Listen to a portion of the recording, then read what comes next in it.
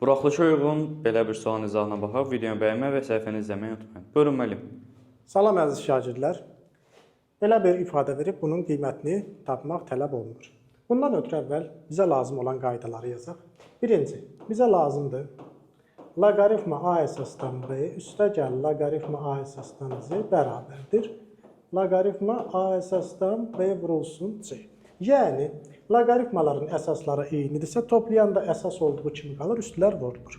İkinci bizə lazım olan qayda 2 sinus alfa vur kosinus alfa bərabərdir sinus 2 alfa düsturudur. Yəni, burada alfa neçədirsə 2 misli. Məsəl üçün, 2 sinus 10 dərəcə, kosinus 10 dərəcə olsa, bunun əvəzində nə yazacaqsınız? Sinus 20 dərəcə. Bu lazım olan qaydalar. İndi keçək misalımıza. Deməli, əsaslar eynidirsə, hər ikisinin əsası 8-dir. Əsas olduğu kimi qalır, üstlər vurulur. 2 vurulsun sinus 15 dərəcə vurulsun, kosinus 15 dərəcə. Bu da bərabərdir. Loqaritma 8 əsasdan sinus 30 dərəcə.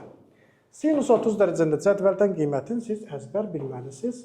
Sinus 30 dərəcənin qiyməti nədir? 2 dəmir. Oldu loqaritma 8 əsasdan 2 dəmir. Bunun da qiymətini tapmaq üçün nə edirdik? Hər ikisini eyni əsasa gətirirdik. 8-in əvəzinə yaza bilərəm 2-nin kubu, 2-də 1-in əvəzinə yaza bilərəm 2 üstü mənfi 1.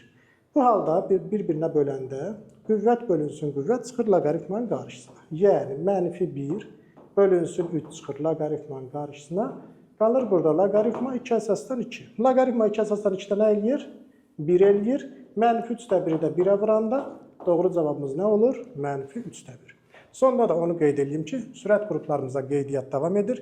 Dərslərə qoşulmaq üçün 055 597 0151 nömrəsilə əlaqə saxlaya bilərsiniz. Sağ olun, hər birinizə uğurlar.